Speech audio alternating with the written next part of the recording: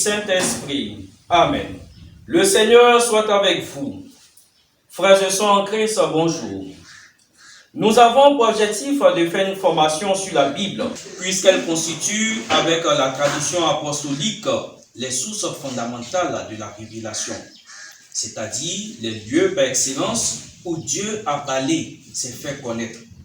Or, elle apparaît quelquefois difficile à cerner aux yeux de bon nombre. Il est alors nécessaire qu'il soit développé une plus grande formation sur son approche afin d'éviter les écueils de compréhension et d'interprétation rencontrés bien souvent.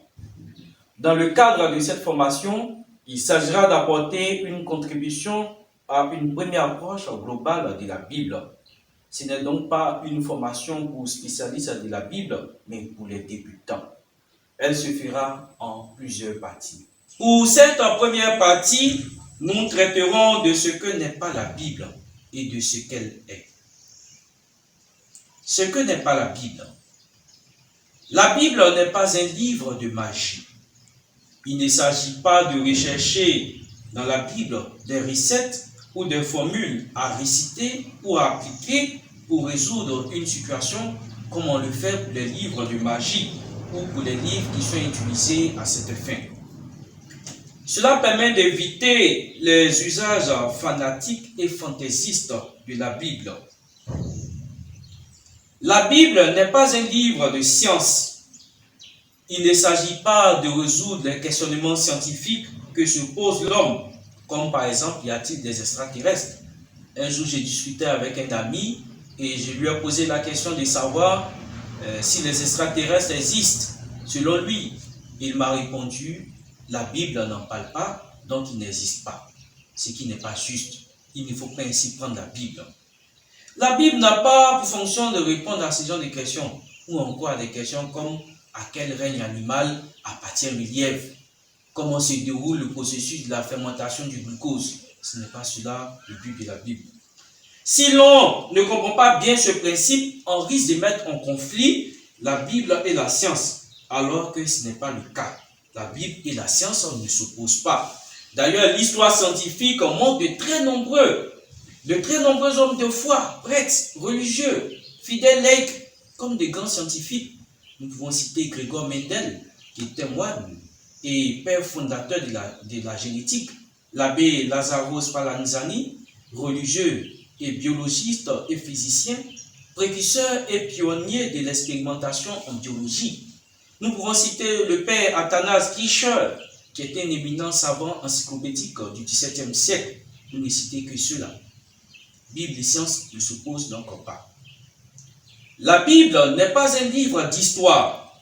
Bien qu'on y trouve des informations historiques et que la base des faits qui soient racontés soit souvent historiques, pour certains, elle n'a pas pour fonction de relater les faits historiques, comme pour le reportage ou la narration des événements. La Bible n'est pas un livre de morale.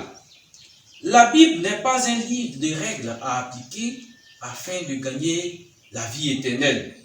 On y trouve certes des prescriptions morales, mais elle n'est en rien un livre de morale religieuse, comme certains tentent de la présenter ou de la réduire. La Bible n'est pas également un livre de religion. La Bible n'est pas un livre de religion qui parle de faits religieux merveilleux, ou un livre parmi tant d'autres qui parlent de Dieu. Il existe beaucoup de livres qui parlent de Dieu. Ils ne sont pourtant pas des Bibles.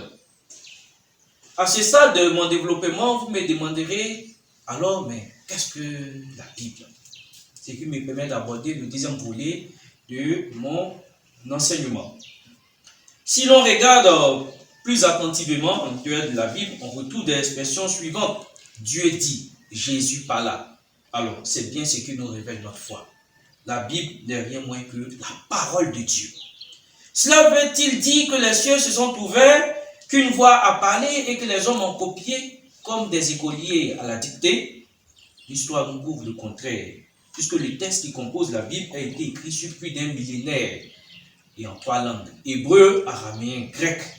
On ne dispose que de manuscrits qui sont des copies de copies. Alors, cependant, l'expression parole de Dieu est exacte. Mais pour bien comprendre cette expression parole de Dieu, il faut ajouter que c'est une parole qui est révélée par Dieu aux hommes, transmise au long des générations, inspirée par l'Esprit, interprétée par l'Église et vivante aujourd'hui. Nous aborderons ces notions dans nos prochaines informations. Alors, la Bible est la parole de Dieu contenue dans un livre. C'est un livre de foi. En elle, Dieu se dit et dit quelque chose sur l'homme et sur l'univers. Elle dit la relation de la création à son créateur et de l'homme à l'homme. La Bible est une histoire d'amour entre Dieu et sa création. Histoire qui trouve son point culminant en la personne de Jésus-Christ, qui nous dévoile en sa vie, son enseignement et ses œuvres, l'amour incommensurable de Dieu. En bref, la Bible n'est pas un livre de magie, de science, d'histoire, de morale, de religion. La Bible est la parole de Dieu. Par elle, Dieu s'est fait connaître, s'est révélé. Et cette parole est révélée par Dieu aux hommes, transmise au long des générations, inspirée par l'Esprit Saint, interprétée par l'Église et vivante aujourd'hui. Voici à suivre notre première partie sur notre formation. Que Dieu vous bénisse.